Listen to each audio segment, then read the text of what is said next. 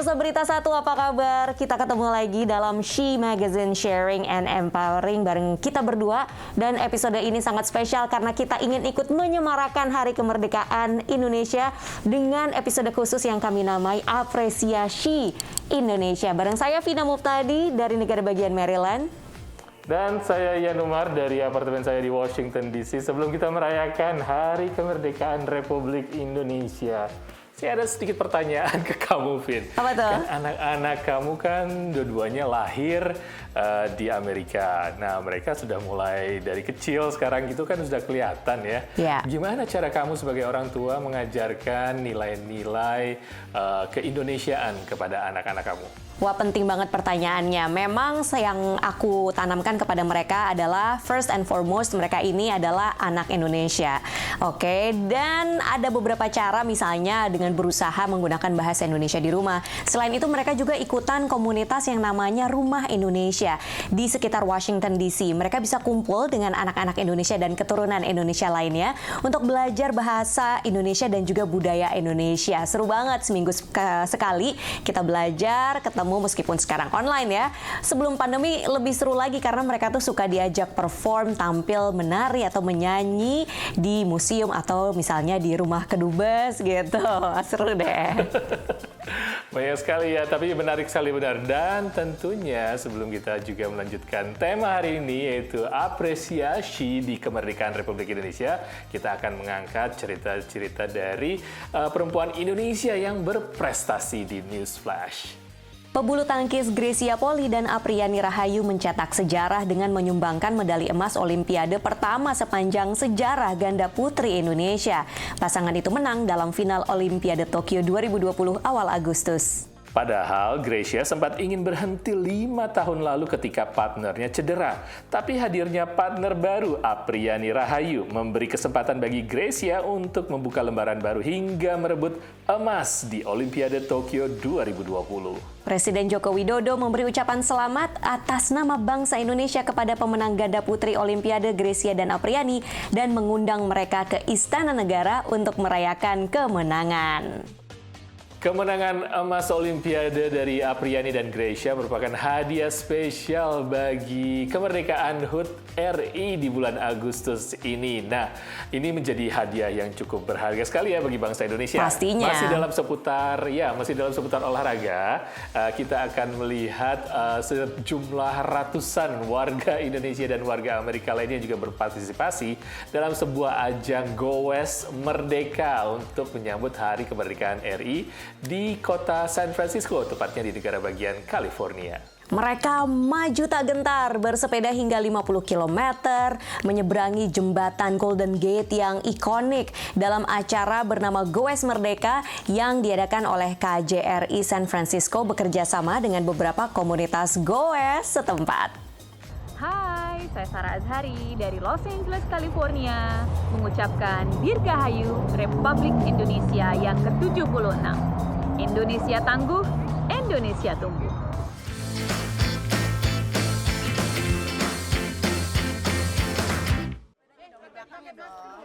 Saat ini pandemi gitu ya, di rumah aja, terus race saya di cancel semua, jadi saya beralih ke beli sepeda peloton di rumah ceritanya, karena teman lari saya beli peloton semua, jadi kita bisa virtually naik sepeda bareng gitu, dan sekarang ada komunitas goes, jadi saya ikut aktif. Meningkatnya popularitas bersepeda selama pandemi melahirkan berbagai kelompok goes di antara komunitas diaspora Indonesia di Amerika. Bersepeda bersama menjadi semacam oase saat pembatasan sosial mulai dibuka kembali. Ini adalah goeser dari San Francisco Bay Area, Houston, dan Los Angeles, peserta Goes Merdeka yang diadakan KJRI San Francisco untuk merayakan HUT Kemerdekaan Republik Indonesia ke-76. Seperti dijelaskan Simon Soekarno, Konsul Jenderal RI di San Francisco. Dan ini merupakan satu kegiatan untuk memupuk persatuan kesatuan di antara masyarakat dan diaspora Indonesia, khususnya pada saat pandemi ini. Sekitar 90 pesepeda peserta Goes Merdeka, termasuk warga Amerika, diminta menerapkan protokol kesehatan, memakai masker ketika berhenti dan istirahat, serta mengisi kuesioner mengenai kondisi kesehatannya. Menurut panitia acara, Rina Dwi Astuti, peserta tak perlu menunjukkan bukti vaksin. Di situ salah satunya ada pertanyaan, apakah sudah vaksin, apakah juga ada demam dalam beberapa hari terakhir, seperti itu. 1, 2, 3. Sesuai tema Hari Kemerdekaan RI ke-76, Indonesia Tangguh, Indonesia Maju, para peserta ditantang untuk menaklukkan jalan-jalan di sekitar San Francisco yang naik turun. Iskak Fatoni, koordinator Goes Diaspora Indonesia di San Francisco dan Amerika, menjelaskan. Rute dibagi dua. Rute yang pertama adalah rute 17 miles atau kita sebut 17 Agustus, dan rute kedua adalah 34 miles atau kita sebut Maju Tak Gentar. Walau tak mudah, para goeser nampak bersemangat menggenjot sepedanya sambil menikmati pemandangan indah sepanjang rute. Wah, menarik sekali. Kita bakal melihat pemandangan yang luar biasa indah di San Francisco. Seperti Palace de Pine Arch ini sebagai stopan pertama. Ya, kita akan lanjutkan ke Golden Gate Bridge. Goes di San Francisco, first time ini. Kita dari LA jauh-jauh, sangat senang. Nanti mungkin agak lebih challenging karena kita ambil yang agak naik 34 mile. Targetnya hari ini berapa mile? 100 miles. Goes Merdeka memang menjadi ajang silaturahmi dan rekreasi sehat bagi diaspora Indonesia pecinta sepeda setelah cukup lama hanya dapat bertemu secara virtual. Dari San Francisco, California, Dania Iman, Andri Tambunan, Nia Iman Santoso, VOA.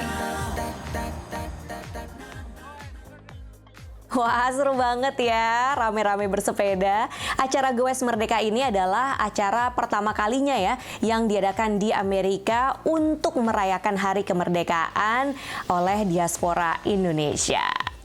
Karena sukses, sepertinya akan diulang tahun depan atau mungkin akan ketularan negara-negara bagian lainnya. Mungkin ada ya. Goes, ada Goes di Washington DC, ada Goes juga di New York. Kita lihat saja nanti di tahun depan. Oke, pemirsa, She Magazine, apresiasi kemerdekaan Republik Indonesia akan kembali setelah yang satu ini.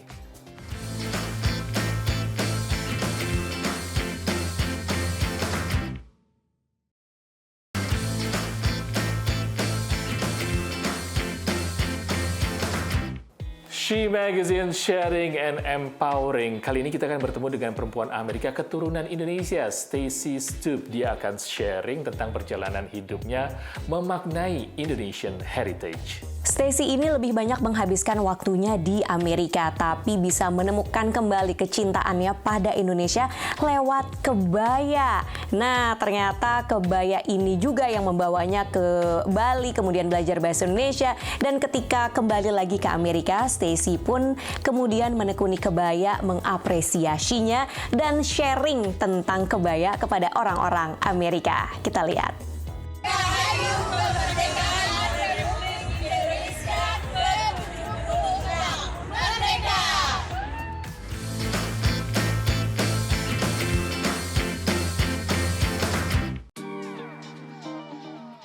First time saya lihat kebaya, saya pikir ini very form-fitting, formal, elegant, sophisticated, tapi juga ada ibu yang bawa buah yang tinggi bisa like moving, but we can still go through life wearing something so beautiful but be active.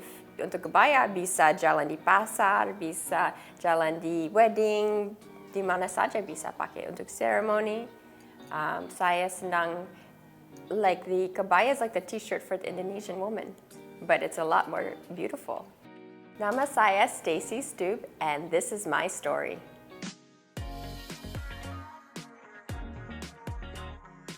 Saya fashion designer, ada brand nama Elsa Fitzgerald. Juga saya ada fashion sekolah nama So Bromo. Sekarang lebih senang bikin film produksi untuk media, untuk education, so campur education sama fashion. Untuk fashion design inspirasi, saya dapat itu mulai dari 1920s fashion yang sophisticated, elegan. Waktu saya pindah di Bali, saya lihat banyak wanita, juga anak, pakai baju yang lace, nama kebaya. Dan saya campur inspirasi dari 1920s, vintage, sama Indonesian model. So this is the street that you go to school? Or... Oh yeah, my school's right there, across the street. Saya tidak ada memory waktu saya di Indonesia.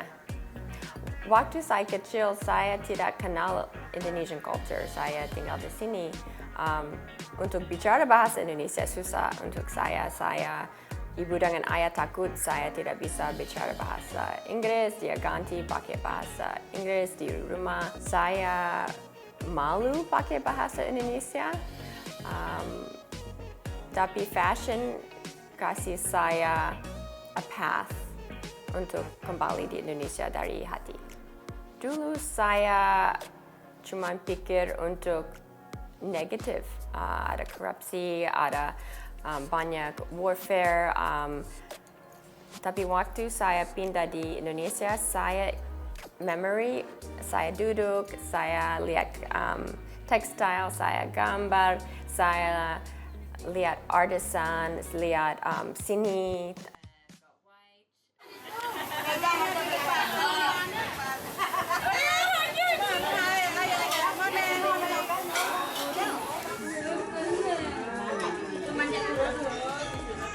Everything Indonesians do, they do with craft and skill. Saya dulu pikir negatif karena saya terlalu jauh dari Indonesia, dari hati, dari mentality, dari geography.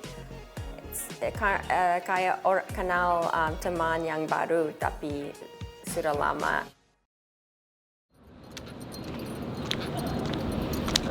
Waktu saya kecil, saya tidak mau kenal culture karena anak di sekolah, they make fun of me, making me feel malu.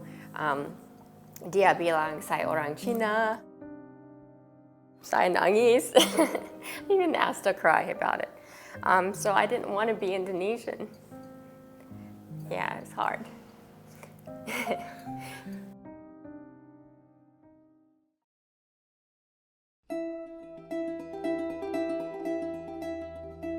Dari pertama, from the start, mungkin saya cuma bilang, oh saya mau bikin perusahaan fashion, tapi di dalam, like inside myself, I knew that if I did not find Indonesia now, I will lose Indonesia forever. So I had to do the work, even though my bahasa is rough. Saya kembali di Baltimore, studio di Bromo Tower. Ada orang dari Maryland State Arts Council. Dia lihat studio, oh ini bagus sekali. Kenapa tidak apply untuk Master Apprenticeship Program untuk belajar lebih banyak untuk budaya Indonesia? Yang grant itu saya lihat, oh ini it's a celebration to be Indonesian. It's not something to be ashamed of. And dari sini saya, fashion sini, saya accepting myself and celebrating. Saya lihat, oh, yang orang lihat baju ini, baju bagus sekali, tapi inspirasi dari mana? Dari itu saya bisa bicara untuk Indonesia and untuk positive mindset and the beauty of the people without words. Tidak harus pakai kata, cuma harus pakai mata. Sekarang saya lihat I can be a fashion ambassador for Indonesia. I can speak about bicara untuk culture, untuk orang di Inggris atau di Australia, di semua dunia. Dia bisa connect lebih, mungkin bisa connect karena saya orang Western, tidak tahu, atau baju yang saya bikin sedikit tradisional tapi sedikit modern. So mungkin I can bridge the gap. Merah putih sekarang saya rasa saya orang Indonesia karena saya I did the work. Just because I was born in Indonesia doesn't mean that I'm Indonesian in my feeling. That only came recently, since maybe 3 years, 3 tahun. Saya mau continue baca buku Indonesia, orang Indonesia, culture Indonesia. Cuman interest untuk saya lebih banyak untuk kebaya, tekstil, artisan, mungkin dapat passion. Dirgahayu Indonesia, selangkah menuju cita. So sekarang untuk Indonesian Independence Day, it's a celebration of a choice to be proud. And I wave the flag, the red and white flag, very kindly and with joy.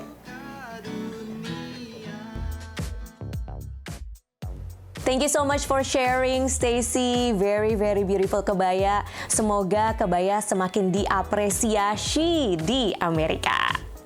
Benar sekali. Dan She Magazine akan kembali setelah yang satu ini.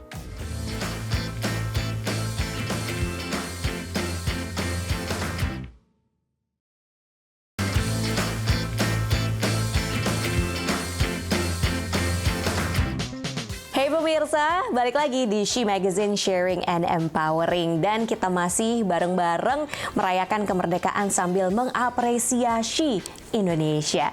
Banyak cara yang dilakukan oleh imigran asal Indonesia di Amerika untuk mendalami kebudayaan dan sharing dengan warga Amerika. Salah satunya misalnya lewat kuliner atau lewat seni dan budaya, atau yang terbaru nih lewat EDM alias Electronic Dance Music. Sejumlah anak-anak muda Indonesia di kota Boston berkolaborasi dengan musisi di Indonesia untuk merilis lagu asal Papua yaitu Sajojo di aransemen ulang dan dirilis di Amerika dalam bentuk digital platform. Dan mereka bekerja sama dengan idol Michael Jakari Milena. Dia menyanyikan lagu Sajojo di lagu ini. Halo semua teman-teman yang ada di Indonesia dan dimanapun kalian berada. Saya Ika Permatasari Olsen dari Oslo, Norwegia mengucapkan selamat Hari Kemerdekaan ke-76. Semoga Indonesia lekas sembuh, semoga pandemi di Indonesia segera hilang, COVID-19 segera hilang, sehingga kita bisa kembali berkumpul dengan teman-teman seperti sedia kala. Merdeka!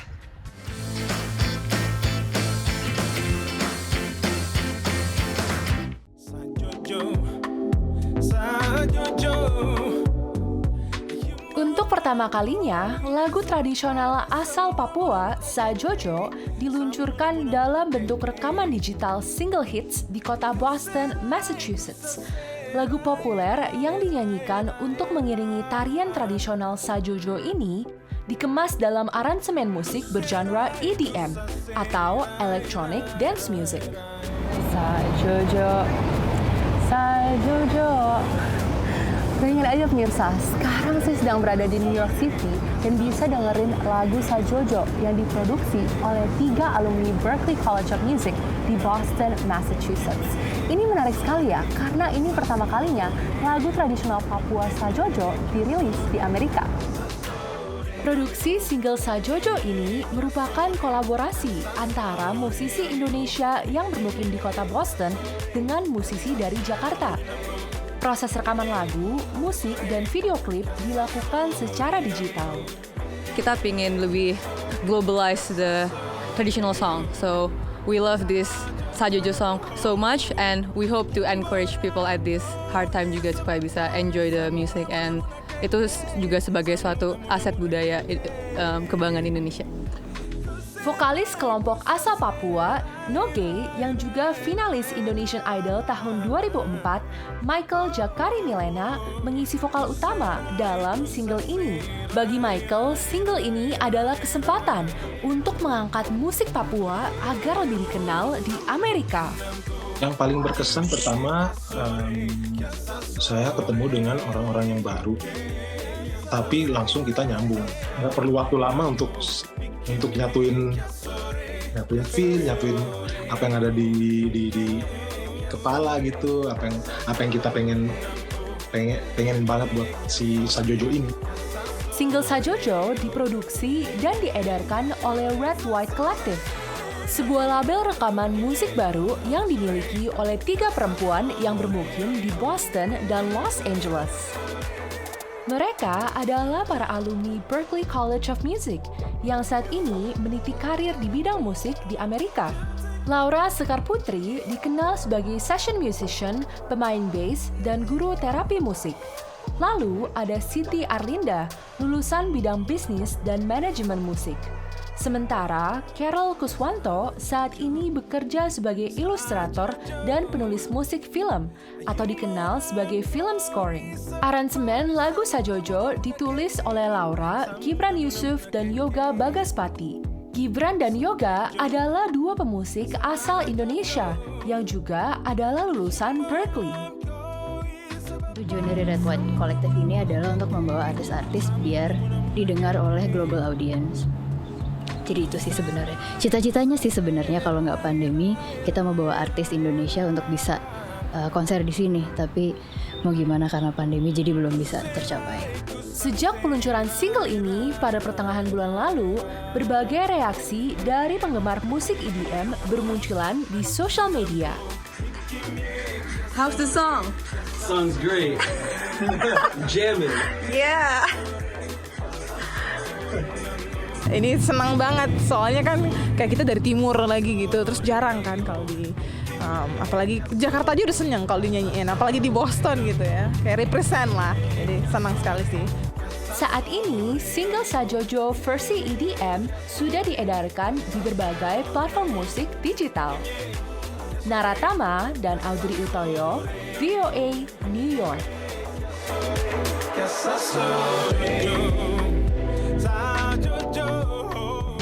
Nama labelnya Red White Collective, merah putih seperti bendera Indonesia. Dan misinya juga memperkenalkan musisi Indonesia ke mancanegara. Semoga berhasil ya.